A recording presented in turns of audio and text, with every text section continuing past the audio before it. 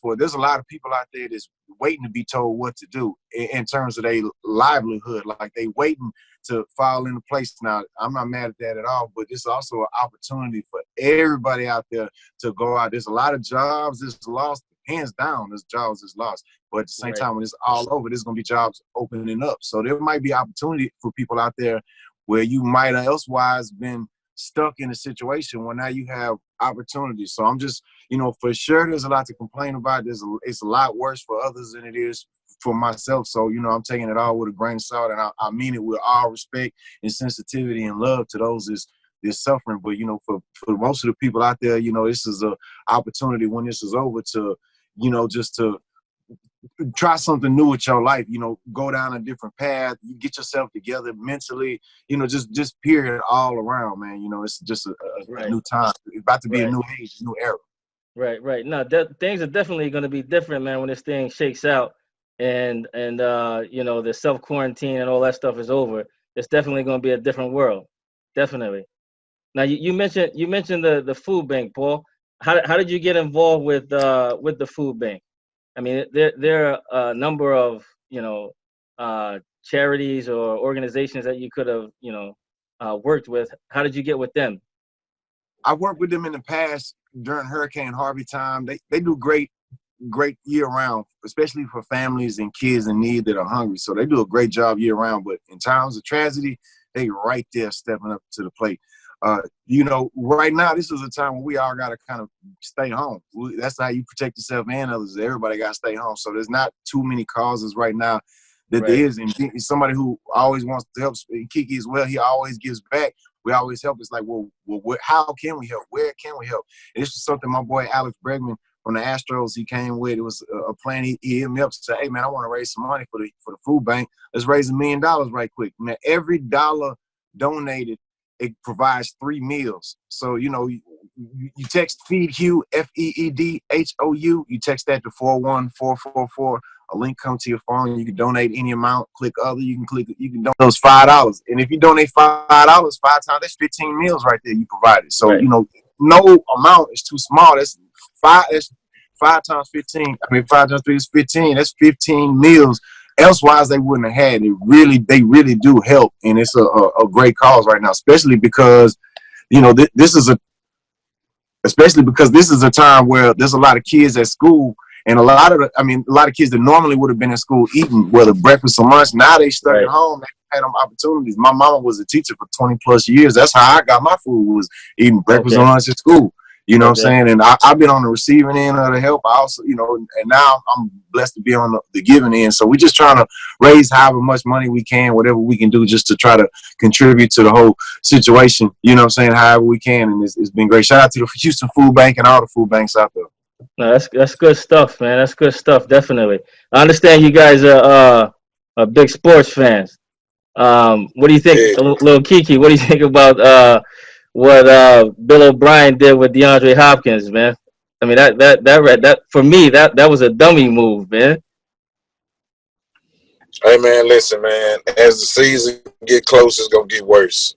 It happened in the off season. Just imagine when we have to deal with it when football season actually comes back. Right now, at this point, I'm just praying we even get football. We get anything close to sports.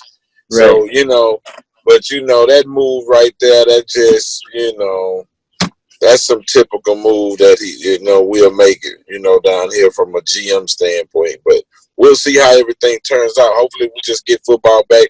People gonna be so happy to get football back. Period. They gonna care. They ain't gonna matter what happens. Well, you say they're gonna forget about the trade, huh? Yeah, they gonna forget about it. Just bring it back, please. That's causing a little problem with the quarterback too, man. I mean that was his go-to guy, right? I mean, you let your quarterback's favorite target go. That can't be good in the locker room. Hey man, it's a power struggle. They want to see. I think they were trying to send a message. Okay.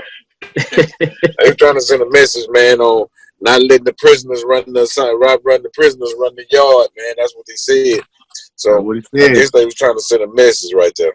Hey, what do you think, Paul? What do you think about that trade, man? Hold on 1 second, John. It got everybody scratching their head of what was he thinking, and the complete response was, "Can we trade the coach? Can we trade the GM? What's going on?" So, you know, Right. we got a franchise with a history of, it seemed like, not taking care of its long-term players, the players that built up the foundation. My phone. Let me try to put So some you got, clips in. you know, you got Andre Johnson when he was here, you know what I'm saying? And we didn't want to give him what he was due, so he ended up leaving and going to the Colts. He retired with the Colts. That's like our rival. So a lot of us we hated to see that. We wanted to see him retire a Texan. So it's somewhat similar with this, where when he left, we had DeAndre Hopkins. So it's like, okay, that was like the silver lining. Well, at least we got Hopkins. He turned out to be a beast. And then we finally got Deshaun Watson. We didn't have Deshaun Watson with Andre Johnson. We had Matt Shaw with Andre Johnson. So we just imagine as fans of a franchise, man, we about to have DeAndre Hopkins and Deshaun Watson is about to go down. And then they get rid of him. We just scratching our head. Now we got, you know, a lot of Will Fuller, other people, you know what I'm saying, for sure. But DeAndre Hopkins was, bro, you know, it's just like, where's the respect? And you talk about what he came out with, the things he said about his baby mama or whatever. It's like, no, Coach, what is he doing, man? That ain't got, look, that, you know, it's just, you know, I don't know. I'm definitely on the player side. I'm on DeAndre Hopkins' side on this one. You know, we wanted him. We wanted him as fans. Like, what? Come on, man. What was you doing? And you just shipped him out to get rid of him. Right. Man, we ready for a new coach, man. We've been ready for a new coach. It's time for a new coach, man. Yeah, we'll see. I mean, but he's the coach and the general. Oh, go ahead, Keke. No, I'm just laughing at each other. Paul, he called it. We ready. We ready for the Bill O'Brien. Yeah, it's troublesome, man, when you have the coach as the GM, right? I mean, that's a lot of power there, man. First of all, he was an offensive coordinator, you know what I'm saying, or an offensive coach. And then he come down here to be the head coach and the GM. Look, bro, you got too much on your plate. You know what I'm saying? And to do it all just because you don't want somebody over your head telling you what to do. You know, like, I understand the want of being a head coach, but they two different skill sets. You know what I'm saying? That's true. Some people can do it all. It's like some people can be their own CEO and an artist, but that's two completely different skill sets. Some people can produce and rap. That's two different skill sets. So I'm just like, we all just like, what's going on here? You know what I'm saying?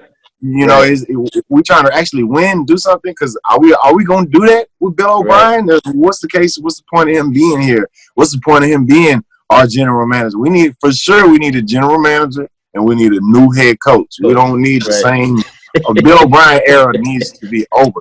Even if he remains on as a head coach, he needs a GM. You know, he needs somebody overlooking that, saying, "Nah, what the hell is you doing, man? Swallow your pride. Hell, no, you're not going to ship out Hopkins." That's you know what I'm saying? Apologize to that man. Make a public apology. Apologize in the locker room. Apologize to him personally.